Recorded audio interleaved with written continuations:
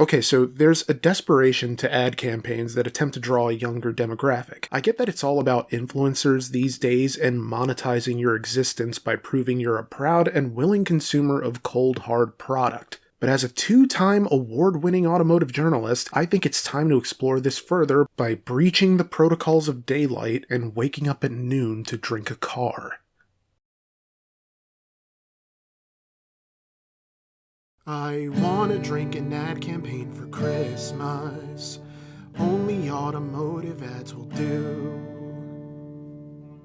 You see, Ford is doing sustainability now, because sustainability is to consumer brands today what Thrasher magazine was to local skate shops in 1997. Even though Ford has explored elements of sustainability dating back to the 1940s with soybean-derived plastics, modern times require you need to be loud about it, like a stranger telling you about their Cobb tune. The end result? This Ford-branded, apparently Canada-exclusive smoothie using a combination of ingredients used in Ford's sustainable manufacturing approach, as well as ingredients they're testing out for future use. For example, coconut fibers in trunk mats equals coconut water as the smoothie base. Rice hulls in electrical systems means we're throwing brown rice into this bad boy, and the soy foam Ford is using for its car seats translates to soybean as yet another ingredient in this weapons-grade blend of hopium. Because we all want to believe that the damage to the planet is reversible. And maybe it is, maybe it isn't. I'm not a scientist. But unlike the last time we saved a dying planet, there's no fixing this one by destroying a silver-haired psychopath with more mommy issues than good housekeeping. No.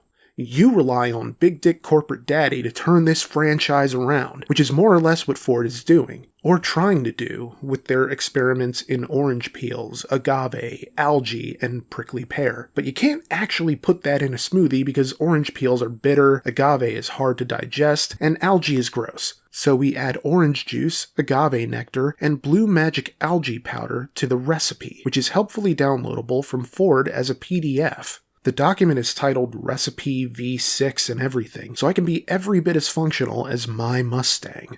Now, I don't know why, maybe it was the color, but I guess my brain was expecting more of a berry taste. But the orange actually overpowers things a bit, and I suppose I shouldn't be surprised that it's a bit of a citrus bomb, considering the recipe also calls for fresh lemon juice, although what that correlates to in the Ford product line other than the bitter attitudes of Mustang purists towards the electric version, I'll never know. And I'm not going to try to. This is basically the F-150 of beverages. Overwhelming, basic as hell, and unsurprisingly popular. This was a limited 2-day run, and these smoothies were out of stock from almost the moment they became available. I had to pay a buddy of mine to get me one, and then ship it to me from the Great White North. And now I'm getting a nice cold mouthful of brand awareness. It's a hell of a time to be alive, as we get to interface with ad campaigns with the mask down, to the extent that we might feel like we're in on the racket. Case in point, which of these quotes from the ad executive behind this ad campaign is true? 1. That's a different emotional experience with a Ford. You have like a sensorial experience with a Ford. 2. How can we express how progressive Ford is if we're not being progressive in the way we communicate what the brand is about? 3. The objective is to be unexpected, but when you connect the dots, it all makes sense. It's the brief expressed in something physical. 4. We need to present in younger audiences' lives in the way that resonates for them. There's a way to create that memorability, this initial connection. So every time that this younger audience sees a Ford, our expectations is that they see it in a different way. If you guessed number 3, you're wrong, but only in the sense that you should have guessed all of them. In a way, the late autumn pre-holiday season release felt like a soft launch for spreading the gospel of the blue oval across North America in the months ahead. Because keeping this exclusive to Canada is sort of like Toyota locking key fob remote start behind a paywall. It's some EA nonsense that people generally won't stand for if they feel like they have any other alternative whatsoever. Granted, Ford is the only auto brand offering consumers the chance to drink a car, so they have that market cornered, and it's a damn fine car to consume if I must say so myself. It tastes great. It doesn't feel back sweetened all the way to hell, and I would recommend this to anyone who could get their hands on it. And I know, I should probably go hard on something like this, if only to reward the people who made it this far. But honestly, it's Christmas, and I feel pretty good about this.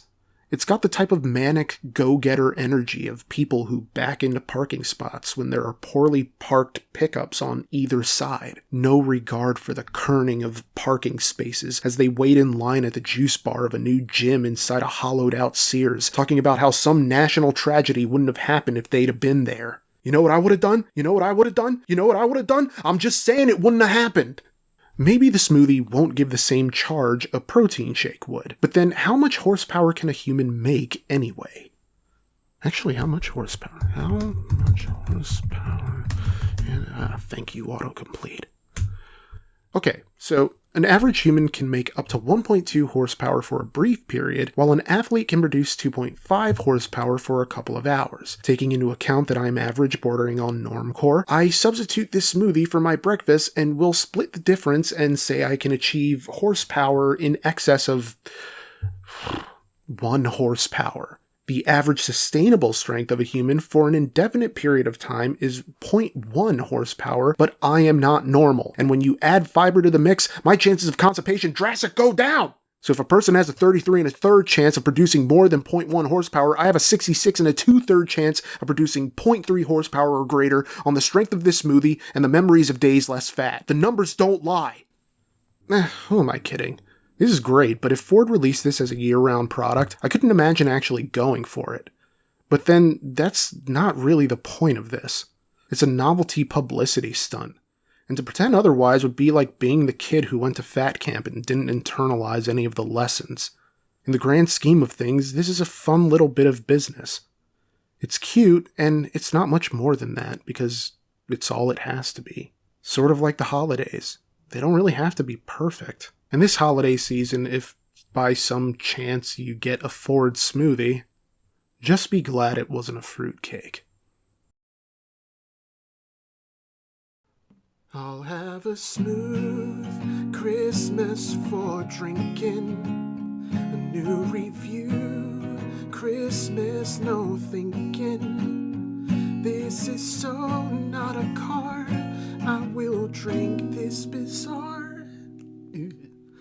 product and have a smooth Christmas. Merry Christmas and happy holidays, everyone.